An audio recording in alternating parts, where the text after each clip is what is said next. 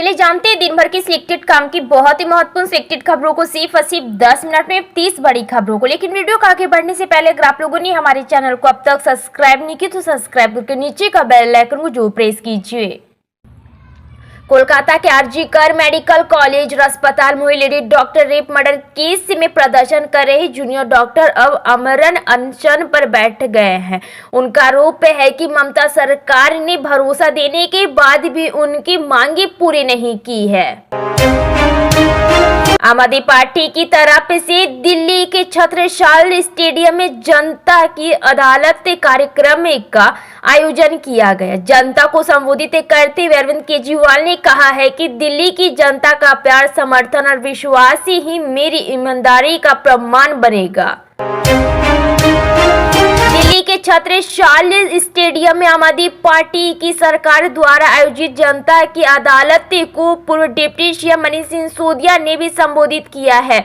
इस दौरान उन्होंने कहा है कि मैं पद यात्रा कर रहा हूं। लोग पूछते हैं कि अगर केजरीवाल नहीं रहेंगे तो फ्री बिजली, फ्री पानी और महिलाओं की यात्रा, फ्री तीर्थ यात्रा का क्या होगा। चुनावी रणनीतिकार और राजनीति के चाणक्य तक कहे जाने वाले प्रशांत किशोर जिस जनसुराज अभियान को चला रहे थे वह अब दल में बदल चुका है। 2 अक्टूबर को उन्होंने आधिकारिक रूप से इसका ऐलान कर दिया। दिल्ली के छत्रसाल स्टेडियम में आयोजित जनता की अदालत में मुख्यमंत्री आतिशी ने बीजेपी को निशाने पर लेते हुए कहा है कि मैं आपको याद दिलाना चाहती हूँ कि 10 साल पहले की दिल्ली कैसी होती थी। तपती गर्मी में तब लंबे पावर कट हुआ करते थे, बिजली के महंगे बिल आया करते थे। 2014 तक की बात करें तो गर्मी में दिल्ली में 8-8 घंटों के पावर कट लगते थे, बड़े बड़े बिजली के बिल आते थे। मिडिल क्लास तक के लोगों के पास से बिल देने तक के लिए पैसे नहीं हुआ करते थे। सरकारी स्कूल में ना बैठने की टेबल कुर्सी होती थी, ना पढ़ाने के लिए टीचर अवेलेबल होते थे। उन्होंने कहा है कि यही हाल सरकारी अस्पतालों की भी थी। दिल्ली की स्वास्थ्य सेवाएं बदहाल थी। लोग अपने जीवन गिरवी रखकर अपने बीमार परिजनों का इलाज कराते थे।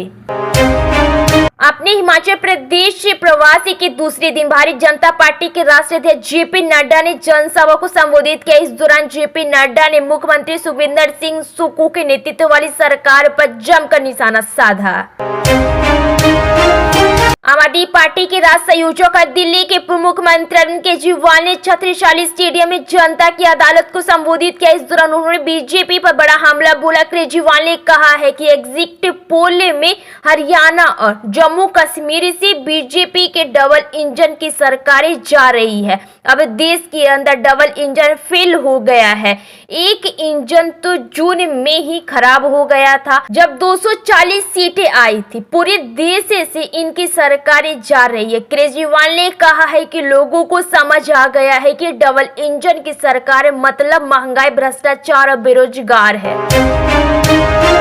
शिमला में स्थित संजौली मस्जिद इन दिनों काफी विवादों में है। दरअसल इस मस्जिद के कुछ हिस्से को गिराने का आदेश कोर्ट ने दिया है। कोर्ट के आदेश के मुताबिक मस्जिद की ऊपरी 3 मंजिलें अवैध रूप से बनाई गई थी, इसलिए उन्हें तोड़ा जाएगा। हरियाणा जम्मू कश्मीर में विधानसभा चुनाव संपन्न हो चुका है। अब 8 चुनाव के नतीजे घोषित किए जाएंगे, लेकिन उससे पहले तमाम एग्जिट पोल जम्मू कश्मीर में कांग्रेस एनसी गठबंधन और हरियाणा में कांग्रेस की सरकार बनने का दावा कर रहे हैं। उत्तर प्रदेश को 1 साल के अंदर गरीबी से मुक्ति दिलाने के लिए सीएम योगी ने कई बड़ी घोषणाएं की। साथ ही साथ राज्य के सभी जिलों में छोटे अधिकारियों से लेकर आईएएस अफसरों तक को जिम्मेदारी दी है ताकि यूपी को गरीबी से मुक्ति दिलाई जा सके। हरियाणा जम्मू कश्मीर में मतदान संपन्न हो गया है। अब सबकी निगाह 8 तारीख को होने वाले मतों की गणना पर है। हरियाणा में मतदान का कार्य पूरा होने के तुरंत बाद देश भर की कई एजेंसियों की तरफ से एग्जिट पोल जारी किया गया।